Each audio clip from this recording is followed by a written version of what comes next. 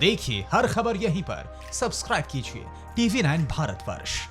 तो 28 मार्च के बाद से तबलीगी जमात के चीफ मौलाना मोहम्मद साद को किसी ने नहीं देखा, लेकिन अब हमारे हाथ में साद के उस मकान का पता था जिसके बारे में साद के करीबियों ने ही दावा किया था कि मौलाना वहीं छिपा हुआ है। हमें शुरू से साद के करीबी राजदारों की बात पर शक हुआ। हमें लगा कि क्यों कोरोना मास्टर मौलाना की करंट लोकेशन हमें इतनी आसानी से बता देगा, लेकिन जब हम जाकिर नगर के उस पते पर पहुंचे तो चौंक गए, क्योंकि साद यहीं पर था। 467/10 गड्ढा कॉलोनी, जाकिर नगर, दिल्ली। अब हम उस घर के ठीक सामने थे जिसे तलाशने के लिए पिछले कई दिनों से हमारी टीम ने दिन रात एक कर दिया था। टारगेट सामने था, फासला बस चंद कदम का था और मौलाना का तिलिस्म टूटने वाला था। क्या साद यहां मिलेगा? इस सवाल के साथ हमारे रिपोर्टर ने घर के दरवाजे पर दस्तक दी। सांसें थामकर हम दरवाजा खोलने का इंतजार कर रहे थे कि शायद साद बाहर आ जाए, लेकिन दरवाजा खुला तो हम थोड़ा हताश हुए, क्योंकि सामने साद नहीं 20-22 साल का एक लड़का खड़ा था। बातचीत में पता चला ये लड़का मौलाना मोहम्मद साद का होने वाला दामाद है और इसका नाम है हसन। इसका निकाह शाद की बेटी से 5 अप्रैल को होना था। कार्ड छप गए थे, लेकिन लॉकडाउन होने की वजह से निकाह टल गया। बहरहाल हमने इसे बताया कि हमें अशरफ ने भेजा है साद से मिलने के लिए, और फिर बातचीत आगे बढ़ी तो एक बड़ा खुलासा हुआ। यही है ना,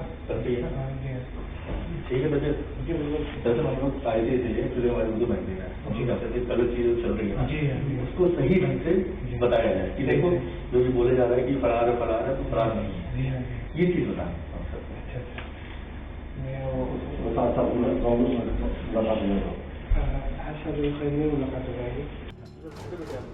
साद के होने वाले दामाद ने जो कुछ कहा उसे सुनकर हम दंग रह गए, लेकिन इस बात का सुकून था कि ऑपरेशन तहलका सही दिशा में बढ़ रहा है। हमारी जानकारी बिल्कुल दुरुस्त थी कि साद इसी मकान में छिपा है, और साद के होने वाले दामाद हसन ने हमारी बात पर मुहर लगा दी, कबूल कर लिया कि साद यहीं पर है। एक बार फिर सुनिए पूरे हिंदुस्तान को दंग करने वाला कबूलनामा।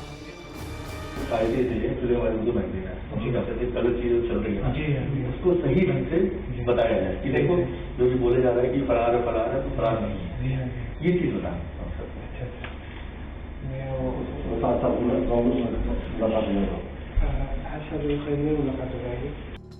जरा सोचिए, जो मौलाना पूरे हिंदुस्तान में विलेन नंबर 1 है, जिस मौलाना की सनक और जाहिलियत ने हिंदुस्तान में कोरोना ब्लास्ट करा दिया, वो उसी मकान में था जिसमें हमारी इन्वेस्टिगेशन टीम पहुंची थी। लेकिन असली चुनौती यहां से आगे थी, और वो थी साद के कमरे तक पहुंचना। हम साद तक पहुंचना चाहते थे, उसे कैमरे के सामने लाना चाहते थे, लेकिन जरा सी जल्दबाजी ऑपरेशन तहलका को डिरेल कर सकती थी, हमारे रिपोर्टर्स को मुश्किल में डाल सकती थी। इसलिए हमने साद के होने वाले दामाद से पूरे एहतियात के साथ बातचीत आगे जारी रखी। इस दौरान पता चला कि जिस मकान में साद छिपा है उसका मालिक अब्दुल रहीम है, जो साद का होने वाला समधी है। अब्दुल रहीम साहब के सबसे छोटे बेटे। अच्छा, छोटे बेटे आप उनके। तो साहब सबसे यही है क्या? सबसे तो क्या बोलते हैं, जब से क्वारंटाइन में, तो क्वारंटाइन में है या बाहर आ गए? नहीं, क्वारंटाइन में है या क्वारंटाइन में ही है, क्वारंटाइन में ही थे। तो टेस्ट तो होगा था, निगेटिव आ गया था। टेस्ट कर सकता हूँ। अच्छा, फिर भी एहतियातन क्यों है, मसला सिर्फ उनके अकेले का तो है, उनका मसला क्या, अगर एक हो गया तो फिर उनकी वजह से सारे लोगों को भुगतना पड़ेगा। सारे लोगों की वजह से वो इस तरह क्वारंटाइन में है कि हम लोग को ज्यादा नहीं मिलता है। अच्छा, और शादी तो होने वाली थी ना लड़की की, शादी आपके साथ हो गई थी? आपकी शादी वाली थी। हसन हमारे सामने खुफिया कैमरे पर यह कबूल कर चुका था कि मौलाना साद यहीं रहता है। देश के सबसे तेज तर्रार पुलिस जिस मौलाना साद को नहीं ढूंढ सकी, वहां TV9 भारतवर्ष पहुंच चुका था। अब बस इंतजार था तो मौलाना साद का। हमने साद के होने वाले दामाद से कंफर्म भी किया कि कहीं साद को कोरोना तो नहीं हुआ। और साद की तबीयत बिल्कुल ठीक है। तो जो पुलिस है ये क्यों करेगी? साहब फरार है या सामने नहीं आ रही है, ऐसा क्यों? सर बात तो वालिद साहब ही बताएंगे। हाँ।